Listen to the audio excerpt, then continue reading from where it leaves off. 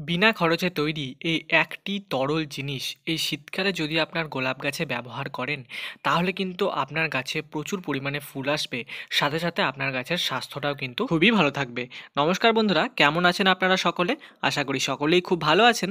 আজকে আবার একটি নতুন ভিডিওতে আপনাদেরকে অনেক অনেক স্বাগত জানাই। এই শীতকালে যদি আপনার গোলাপ গাছে ঠিকমতোভাবে ফুল না আসছে, যদি আপনি এই গাছগুলোতে ভালো রকম কুঁড়ি ও ফুল পেতে চান ও গাছের স্বাস্থ্যটাও খুবই ভালো রাখতে চান, তাহলে কিভাবে যত্ন করবেন ও কী ধরনের জৈব জিনিস গাছে ব্যবহার করলে আপনার গাছের স্বাস্থ্য ভালো থাকবে ও ফুলের সংখ্যাও গাছে বৃদ্ধি পাবে, সেই সব কিন্তু আজকের ভিডিওতে আপনাদেরকে বলবো। তাই ভিডিওটিকে একটু স্কিপ না করে অবশ্যই শেষ পর্যন্ত দেখবেন, তাহলে কিন্তু সমস্ত জিনিসটা বুঝতে পারবেন। ভিডিওটি শুরু করবার আগে আপনাদের কাছে একটি রিকোয়েস্ট, যে আপনারা যদি এই চ্যানেলের মধ্যে নতুন ভিডিও দেখছেন তাহলে কিন্তু চ্যানেলটিকে অবশ্যই সাবস্ক্রাইব করে নেবেন। তাহলে চলুন আজকের ভিডিওটা আমরা শুরু করে নিই। এই শীতকালই হলো কিন্তু গোলাপের সময়, অর্থাৎ এই সময় কিন্তু আপনি গোলাপের মধ্যে সব থেকে বেশি ফুল পেতে পারবেন। কিন্তু তা সত্ত্বেও আমরা অনেকেই সঠিক পরিচর্যা ও সঠিক যত্নের অভাবে গোলাপ গাছে সেরকমভাবে ফুল ফোটাতে পারি না। তাহলে কিভাবে আপনারা গাছের মধ্যে ভালো রকম ফুল ফোটাবেন সেটা কিন্তু আজকের ভিডিওতে বলবো, এবং কী ধরনের সার গাছে ব্যবহার করবেন সেটাও আপনাদেরকে বলবো। প্রথমত, এখনও অবধি যদি আপনার গাছে একটাও ফুল সেরকমভাবে না এসে থাকে, তাহলে প্রথমেই আপনাদেরকে যে কাজটা করতে হবে সেটা হচ্ছে এই গাছের যে পুরনো ডালপালা বা শুকিয়ে যাওয়া পাতা বা শুকিয়ে যাওয়া ফুল, অনেক দেখবেন যে ডালগুলো অনেক সময় শুকিয়ে যায়, তো সেগুলোকে কিন্তু ভালোভাবে গাছ থেকে ছেঁটে ফেলতে হবে। এবং গাছে যে পুরনো পাতাগুলো রয়েছে সেগুলোকে কিন্তু অবশ্যই ঠিক মতোভাবে প্রুনিং করতে হবে। এর ফলে সেই প্রুনিং করা অংশের সাইড থেকে বা পাশ থেকে কিন্তু নতুন নতুন ডালপালা, শাখা প্রশাখা, কচি কচি পাতা বের হবে, এবং সেইখানেই কিন্তু আপনি প্রচুর পরিমাণে ফুল ও কুঁড়ি অতি অবশ্যই দেখতে পাবেন। আমার গাছটাকে আমি প্রুনিং করেছিলাম এবং দেখতেই পাচ্ছেন কিন্তু পাশ থেকে ও সাইড থেকে কত কচি কচি পাতা এসছে, এবং সেইখানেই কিন্তু বেশ ভালো রকম কুঁড়িও এসেছে। এবার এই গাছে জল ও মাটির ব্যাপারটা বলে দিই। দেখুন, গোলাপ গাছে কিন্তু বেশি পরিমাণে জল কোনো সময় দেবেন না। একদিন জল দিলেন, তারপরের দিন কিন্তু জল দেওয়ার কোনো প্রয়োজন নেই। এই গাছের মাটিতে যদি জল বসতে থাকে বা মাটিতে যদি ধরুন কাদা কাদা হয়ে থাকে, মাটিটা পুরো ভেজা ভেজা হয়ে থাকে, তাহলে কিন্তু বিভিন্ন সমস্যা দেখা দেবে। যেমন পাতাগুলো হলুদ হয়ে ঝরে যায়, অনেক সময় কুঁড়ি ভালো ফোটে না, বা গাছে বিভিন্ন ধরনের রোগ পোকা কিন্তু আক্রমণ করতে থাকে।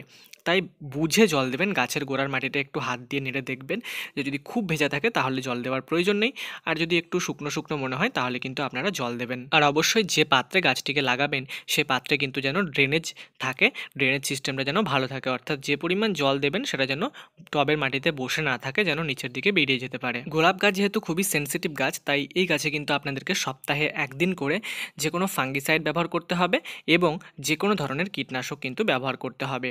আপনারা কিন্তু সারের দোকানে গেলেই একটা ভালো মানের ফাঙ্গিসাইড ও একটি ভালো মানের কীটনাশক এনে গাছে প্রতি সপ্তাহে ব্যবহার করবেন, তাহলে কিন্তু রোগ পোকার হাত থেকে গাছটা রক্ষা পাবে। এবার বলবো গোলাপ গাছে কী সার ব্যবহার করলে আপনারা এরকম সুন্দর সুন্দর ফুল নিজেদের গাছেও ফোটাতে পারবেন। এই যে জিনিসটা দেখছেন, এটা হচ্ছে কিন্তু সম্পূর্ণ জৈব পদ্ধতিতে তৈরি একটি তরল সার। এই সারটি কিন্তু আপনার গোলাপ গাছে প্রচুর পরিমাণে ফুল আনতে এবং কুঁড়ি আনতে প্রচুর সহায়ক হবে। তার সাথে সাথে আপনার গাছে কিন্তু ডালপালা, শাখা প্রশাখা এইসব গজাতে ও গাছটিকে খুব বেশি ঝাঁকড়া করতেও কিন্তু এই সার আপনাদেরকে খুবই সাহায্য করবে। এটি যেহেতু সম্পূর্ণ জৈব পদ্ধতিতে তৈরি একটি সার, তাই কিন্তু আপনার গাছে কোনো সাইড ইফেক্ট হবে না। তাহলে চলুন এবার দেখে নিই যে এই সারটা আমরা কিভাবে তৈরি করব ও কিভাবে আমাদের গাছে ব্যবহার করব। এই সারটি তৈরির জন্য আপনাদের প্রয়োজন হবে 2 চামচ পরিমাণ চা পাতা। চা পাতা তো আমাদের প্রত্যেকের বাড়িতেই অ্যাভেলেবেল রয়েছে, আর চা পাতা কিন্তু প্রচুর পরিমাণে নাইট্রোজেন রয়েছে এর মধ্যে।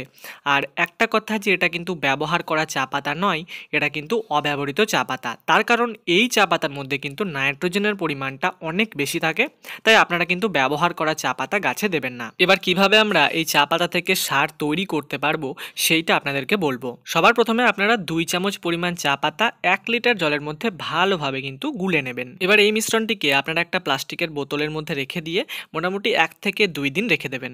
2 দিন পর দেখবেন যে এরকমভাবে কিন্তু আপনার চা পাতা থেকে সারটা প্রস্তুত হয়ে গেছে। এবার এই যে 1 লিটার পরিমাণ আপনারা সার প্রস্তুত করেছেন, এটার সঙ্গে কিন্তু এক্সট্রা কোনো রকমের জল মেশানোর প্রয়োজন নেই।